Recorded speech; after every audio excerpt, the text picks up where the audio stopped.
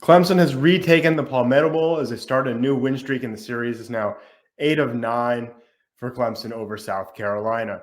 This one was ugly but effective. I used to play a lot of golf, and I wasn't great, but sometimes, you're 125 yards out, you're trying to put it on the green, and you scald it, and you shoot a laser, and it bounces across the fairway, and it kind of just rolls up on the green. It's not what you meant to do, but it's ugly but effective. So we always used to say that. That's kind of what this game was. If this was an early season game against Wake Forest or Syracuse and they played like this, it'd be cause for concern. In the 12th game of the year in the biggest rivalry, I don't care. They got the win. They did what they needed to do, and they're 8-4. So big win for Clemson. Really caps off this 4-game win streak. As Sweeney would say, keeps the stock rising, keeps the win streak going, keeps the momentum going. So big win for the Tigers there. So a couple things about this win, 4-game win streak now. That's Notre Dame, Georgia Tech, UNC, and South Carolina. I don't know that any of those are, great wins. Obviously, Notre Dame's a pretty solid win. They finished 9-3.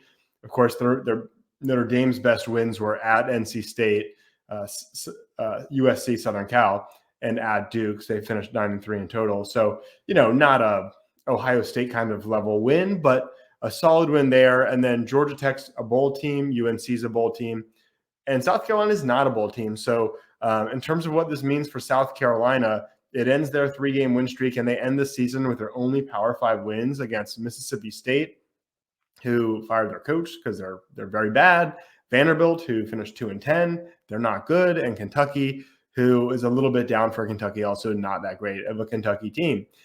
So USC, just a bad team. They went 2-2 in non-conference, with their non-conference wins being Furman and Jacksonville State. So those are their 5 wins there. They lost to 2 ACC teams, North Carolina to start the year, Clemson to end the year. And when you think about South Carolina long-term, the expanding SEC going to 16 teams with Texas and Oklahoma joining, you got to think, well, South Carolina's better than Vanderbilt. But beyond that, they're kind of in a tier with Kentucky, Mississippi State, 2 teams they beat this year, and Arkansas. It's kind of that, well, we're better than Vanderbilt, but besides that, we're the worst of the SEC kind of tier. So they've got, 11 teams that most years will be better than them. And sure, they'll rise up and be better than 5 or 6 or 7 of them on a good year, but they'll pretty much never be one of the 2 best teams in the SEC. They'd be lucky if in the next 20 years they play in any SEC championship game, even one. I'd be stunned if they ever won an SEC championship. And, just to kind of quote Bud Elliott from the Cover 3 podcast that I'm a fan of, it's take the checks, take the L's. They're in the SEC and they'll make the money, but I feel like it's not as fun as being like a Mountain West team that's going to win some games. And sure, you go head to head and you might lose because you don't have all the facilities and recruiting. But if you're South Carolina, I think making a bowl, kind of looking ahead, the schedule's going to get harder. You're not going to be in the East, which is traditionally the easier of the 2 divisions. You're going to get Texas and Oklahoma sometimes now. It's a tough deal with them, and they're going to keep Clemson on the schedule. I would imagine eventually, not immediately, but eventually the SEC could even go 9 games, which makes making a bowl pretty tough for them in the future. So, you also think about the 12-game playoff, which comes next year. And I think, there's been pretty intense focus on the 4-team playoff to the detriment of the sport. But now when you expand to 12, I think it becomes far more intense. It's going to be hard for fans, including myself, to care about bowl games that are not part of the 12-team playoff. I mean, to me, it's really like NCAA tournament and NIT level distinction. You're either in the playoff or you're in a truly irrelevant bowl. Whereas now bowl games like the Holiday Bowl and Gator Bowl aren't playoff bowls, but I wouldn't call them completely irrelevant. Whereas next year they kind of will be. And so as for Clemson this year, Clemson's 8-4, and they'll go to probably the Holiday Bowl, most likely against DJ Uiagalelei and the 8-4 Oregon State Beavers. That's one possibility I've read a lot. Seems like the most common. The other one I've heard is Gator Bowl against 8-4 Tennessee. I think either of those would be interesting matchups that I'd be excited to see. The rematch against Tennessee, obviously playing Oregon State would be, the most interesting matchup. DJ has been a little bit better, a little bit more explosive, more yards per passing attempt, but his accuracy is still kind of an issue. And we're kind of learning, Clemson didn't necessarily put him in the best position to succeed, but it wasn't really all Clemson's fault. So it's interesting, and I think it will be interesting if they pair up. That's the matchup I'm hoping to see. Before we go on, just want to remind you, if you're not already, please subscribe to this channel. I'd really appreciate it. If you are already subscribed, please like this video. It really helps out. All right, so let's talk about the process, how we got to the win. Let's do some analysis here.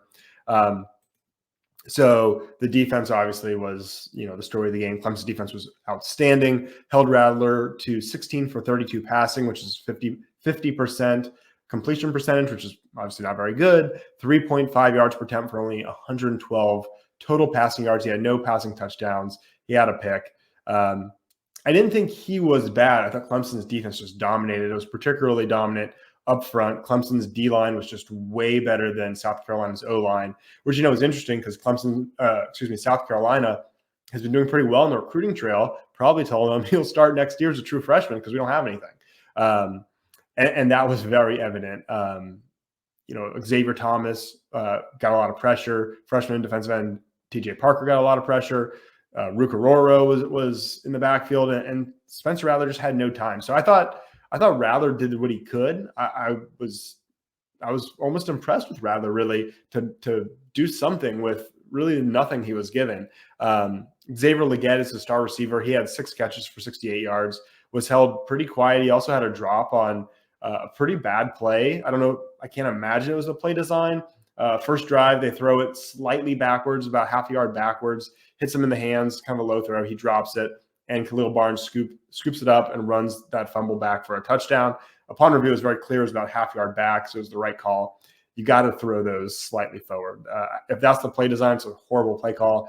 I imagine he was supposed to be a little bit more ahead, or it was supposed to be thrown, to lead them just a little more. But terrible play for them, and that started off Clemson scoring. South Carolina ran for only 57 yards, and most of those were on just 2 rushing plays. Mario Anderson, pretty explosive back. He had one 19-yard run, and then Spencer Rattler had a 16-yard run. Aside from that, they were just stonewalled all night. South Carolina had under 200 yards total offense on the night. So just a really dominant performance. As I mentioned, Khalil Barnes had that scoop and score. He also had an interception in coverage on Xavier Legette, Legette was covered by Wiggins part of the time, but not always. I saw Makuba on him some, and Khalil Barnes on him. Really saw Khalil on him more than anyone else. Thought he was awesome. He really held up in coverage. True freshman, really made waves and played a bigger and bigger and bigger role as the year went on. I think he'll almost certainly start next year, whether it's a safety or kind of a nickel role. Either way, he's kind of becoming a star for Clemson. So really encouraging to see him play such a big role as a freshman, especially with so many guys leaving next year. I mentioned TJ Parker. He was awesome. And Xavier Thomas. Maskell didn't do anything really in this game. He only actually has just 1 sack on the season, just 3 sacks in his career. It's just this 1 sack this season against Georgia Tech was his only sack since the COVID year, actually. A lot of people were predicting a Kevin Dodd breakout. I was not. Obviously, I wanted to see that, but I think as fans, we get into sort of assuming things that, well, if Clemson's going to start him, surely he's going to have that breakout. And that wasn't the case. There was a lot of indication, 5 years of indication that wouldn't be the case. And a freshman, TJ Parker, really was the one to emerge there. So next year, I mentioned that to say next year, it's going to be interesting to see what Clemson does for some of these open spots. Do we count on Bo Collins having a breakout as a senior, having that, quote, Kevin Dodd type year where you go from, okay, or in Kevin Dodd's case, less than okay, to star? Or do they bring in someone from the portal? Or does a true freshman like Bryant Westco step up? Those are the type of things we'll see. We'll be talking about all offseason. I think the most obvious place where that's going to happen is a defensive end where you have TJ Parker and who at the other defensive end? Is it Cade Denhoff? Do you bring a transfer? Is a true freshman going to come in? So those type of conversations will be had in the offseason. Another guy who made waves, I thought, late in the year, and I thought was excellent in this game was Avion Terrell, cornerback, true freshman. Again, excellent in coverage. Just really impressed with him all year, or since he really started getting play in the sort of this run here of these last 4 games. I think he could start next year. You're going to have him. You're going to have Lucas. You're going to have Pride. really strong cornerback group coming back, even with Sheridan Jones leaving, even with Nate Wiggins presumably leaving. I would think he's a top 10 pick, if not a definite first rounder.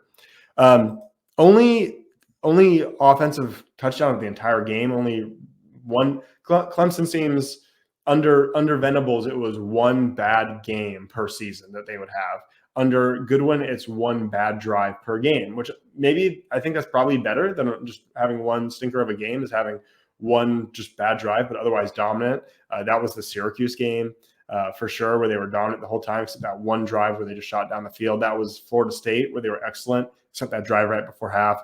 And that was definitely the case here. Clemson completely smothered South Carolina, except that one drive when they went down and responded after their first two drives ended in disaster. And on that one, they got down to the one. They went for it on 4th and 1. They tried this weird double reverse that didn't really work, but Barrett Carter tripped, and then Tyler Davis tripped over him, and Luke Doty was able to get in the end zone as a result of that. Carter also let Spencer Rattler break a tackle and then run for first down at another point in the game. He did have a sack, but for the game, Barrett Carter had a 47.4 PFF grade, which is really bad. Anything below 60 is pretty bad. So in the 40s is quite bad. He's at 65.4 on the season, which is okay, but it's way down from the score, which was in the 80s last season. He's likely not healthy. He missed a game due to injury. It'll be really interesting to see what happens at the end of this year.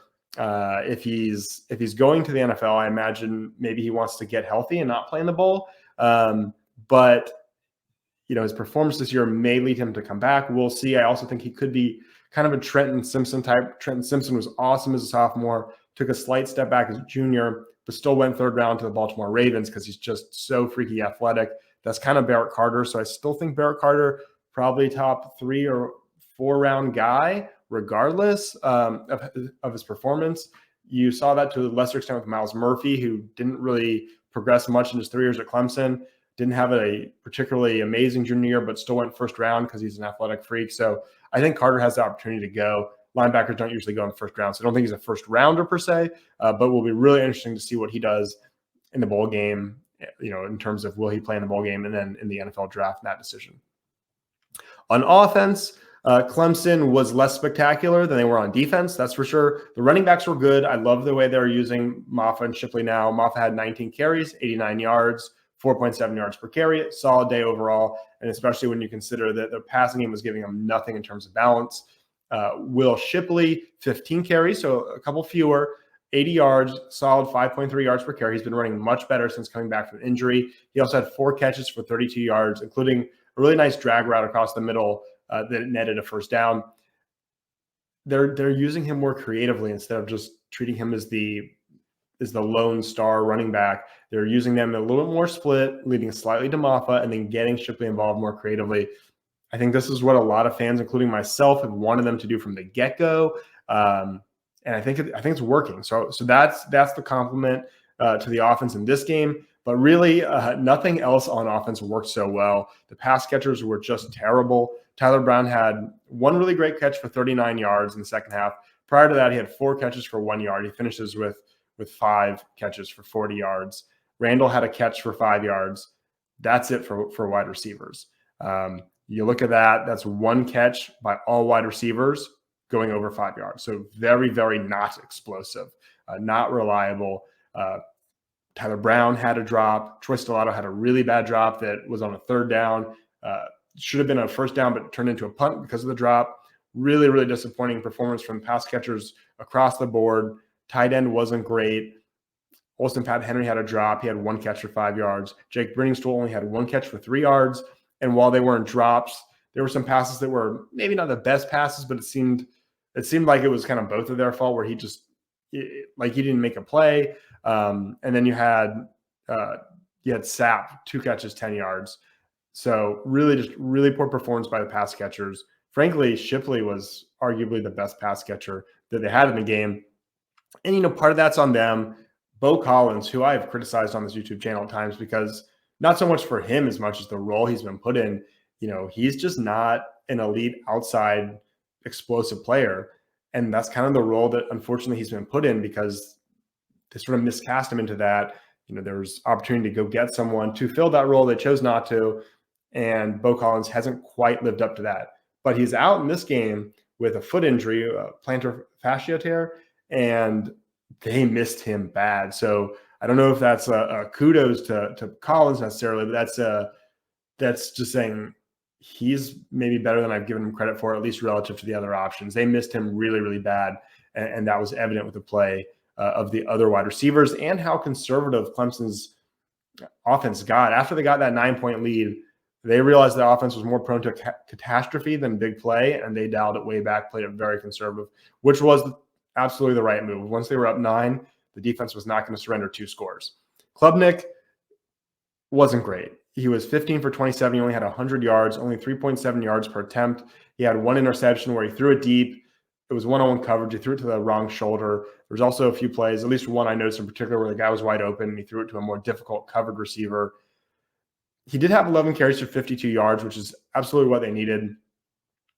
But we really want to see, he avoided the catastrophes. So that's an improvement. But now we're seeing, for a couple of the games in this 4-game win streak where they're playing around him, finding ways to win despite not having much of a passing attack. That was the case in this one. And look, it's the 12th game of the year. So at this point, we know what we got, but would have been encouraging to see him kind of go off. Then you have Jonathan Weitz. We got to talk about Jonathan Weitz. The guy was not good at all season. Missed another kick against UNC. I think it was 8 for 14 coming in. Dabo Swinney gives him a 50-yarder. Lets him try that. I thought it was crazy. Knocks it right through the uprights. Perfect kick. Then later, 49-yarder is going to give him another shot, which again seems like you're testing fate. Guy can't make these closer kicks. You're giving him a 49-yarder, knocks that one right through. And then just to make it, a special night, this is kind of the Jonathan Weitz game, knocks down a 42-yarder. Those 9 points were the only points they scored on offense, with the only other score they got coming from Khalil Barnes. And this is the Weitz and Barnes game, really, in this Palmetto Bowl. Those two they made the game. They did all the scoring for Clemson. It was an ugly win, but it was effective. Clemson is back on their winning ways. They managed to not make any boneheaded plays. And that's all they needed against a kind of bad South Carolina team. This team is now 8-4. Early in the year, their errors were a little unlucky and just catastrophic. But really, I think this team reminds me a lot of the 2021 team. That team went 10-3, played in the what's now the Pop-Tart Bowl, beat Iowa State, was the Cheez-It Bowl back then. But they found ways to win. And that's what this team is doing now. Neither of those teams were great teams. Both needed to make changes. Hopefully, after this offseason, those changes are actually made. They unfortunately weren't after the 2021 season. But they're finding ways to win. And that's encouraging in and of itself. Because early in the year, they were finding ridiculous ways to lose to teams like Miami and NC State. So progress there, building that winning culture, Clemson stock on the rise, and we'll see what they do in the offseason to capitalize on that. Final things here. Just want to touch on basketball real quick. So stick with me for this last kind of 2-minute cut on basketball. Clemson basketball 5-0. So if you haven't been watching them, you've been focused on football, it's time now to turn your attention to basketball. They play Alabama on the road on Tuesday. That is a big time opponent.